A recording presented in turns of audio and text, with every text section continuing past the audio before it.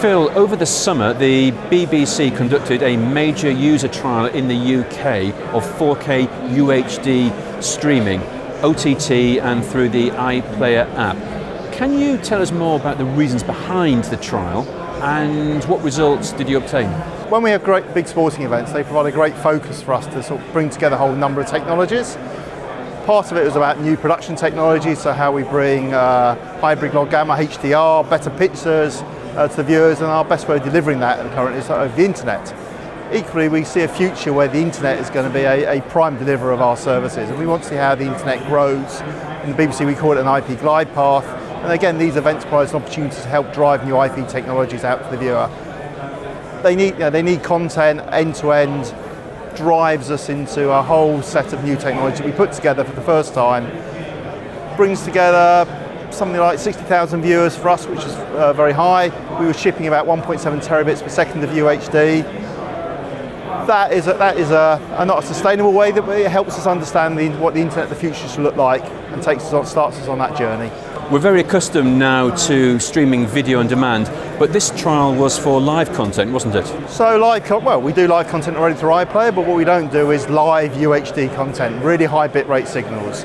So we were sending the best quality pictures, 4 times the number of pixels of HD, high dynamic range, so that's brighter screens, we're using wider colour gamut, so the best quality delivered over IP. That's a very high bandwidth signal. The trial produced terrific results, but one of the main pieces of feedback from users concerned lag and a latency and a delay in receiving the image compared to terrestrial TV.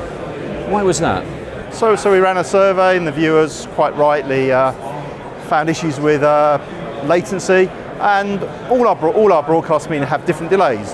Terrestrial takes probably our shortest delay, satellite slightly longer, streaming a little bit longer at the moment, and our UHD streaming was probably on the longest delay. So we completely understand the issues of why people would find it difficult getting Twitter telling them they scored a goal beforehand. The issues really come about inherent in streaming at the moment, where we use segmented video, so 4-second chunks. Those chunks are passed from system to system. As the chunks are passed around, more of those chunks are cached. So they are stored in either our origin or in pre-caches, or actually at the edge of the CDN. And then finally the end device itself, in terms of trying to determine what is the best bit rate to try and pick. They would also cache a large number of segments. So there's a big variable delay even between devices. I had 2 in the room with a 20-second delay between them. So that part is inherent currently in all streaming services. It's just in the UHD, because of the bit rate of the signal, and the chain that we put together was an experimental chain. It wasn't optimized completely for delay. There was a higher latency than we would have hoped. But also we knew we had new technologies coming. We could sort of predict where we thought the viewer feedback would be around the scale and the latency. So we're showing here at IBC some of the new innovations that help us solve those problems. So what length of latency is normal at the moment? No, I think we know, obviously the fastest thing we ever deliver is radio. Radio gets to you, analog radio, instantaneously. Terrestrial television is probably at the 8 to 9 seconds mark. Satellite, top of my head, I think it's about 20 seconds. Those are inherent delays, obviously, within the compression and the delivery chains. Some of our World Cup was up to a minute, and that is clearly not where we want it to be. Now I assume there's no magic bullet to fix the latency issue, and that it's reliant upon a series of technology innovations. There are never magic bullets in this, as we all know. There's a series of things that we need to do. Some of it is around technology standardisation and introducing new standard features. The BBC is absolutely committed to open standards. We don't use proprietary solutions. So we've been working very hard through MPEG to help develop new standards around streaming, a thing called CMAF. That allows us to actually, if you like, break up our chunks into smaller chunks.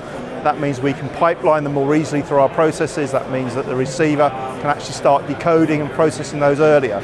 So that gives us a great open standards approach. Equally, there'll be work around how we optimize our own systems and use the technology better. And finally, there's other technologies for live, such as our multicast demonstration, where we can maybe adopt a different approach without caching in the network.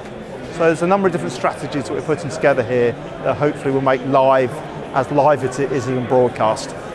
So what would be required to bring this into commercial operation so that actual users can benefit from these techniques? So these are open standard techniques that are available to all. I think the big task for us, we put together a chain here for this show. Importantly now, as we go back and we look at the various parts of our IP chain and look at the impact on this right the way through to the client and understand what changes we need to make. So there's an impact analysis, if you like, through the whole chain. In some parts of the chain we think it's minimal, in other parts of the chain, probably the client devices, there's a bit more work to be done. So there would be a need to put industry test suites together, so now manufacturers to test, for us to do some integration testing and look to see how we roll this out. But that's always a long process. It sounds easy, but it's still some years work away. It's a complex process, but we're absolutely committed to making IP streaming as good as better than broadcast, so it's absolutely on our agenda to do. How does this sit with the emergence of edge computing and especially 5G, which promises to build in inherently low latency into the architecture? So I think in the 5G sense, low latency just means a good network. How we use that latency, how we distribute our chunks of video around it, it's a slightly different type of latency. So to have a very good IP network that's mobile, ubiquitous, will help us deliver services, but we still have to use that network in an efficient way. So these techniques are completely applicable to any IP network. And 5G, one of its guises, would just be another very good IP network. The BBC has stated that the streaming of all types of content will be the norm in the near future. Given that, and given the various types of access networks, cloud technologies, etc., that content has to move along to reach the end user, what are you doing at BBC R&D to further improve and enhance the user experience? I think we are looking for two forms of distribution effectively, our VOD capability and our live capability. That's what we've been trying over the summer. Overall, we're interested in codecs.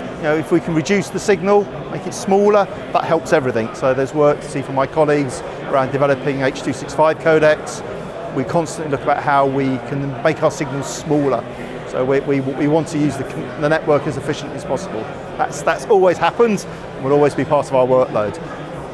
For the live, we're looking at how we scale. And we were proud we hit about 60,000 viewers.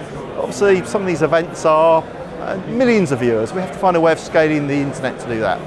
The VOD technique of using CDNs or edge caching and delivering content out to the edge of the cache so it's closer. We think the network virtualization features that are available could help with that. So that grows our VOD capability. I think for live, we're still very interested in how multicast can exist in the internet. And again, we've been showing here techniques for how we can hybridize multicast and unicast so we get a very reliable mechanism, again, based upon adaptive bit rates. So we are trying to look at both how we make live and VOD streaming the gold standard for delivery. So by virtualization, are you referring to virtual network functions, VNFs, of NFV architectures? We're looking at that. We could use that for improving our caching strategy. But there are other uses where you can see compute resource could be used at the edge to help us deliver a new service, whether that is around personalization, or I've seen demos with a VR, where just having that edge compute nearer to the viewer makes it much easier to deliver interactive services where there's a two-way requirement needed between the content and the viewer. Phil, thank you very much for talking with TelecomTV. Okay, thank you very much.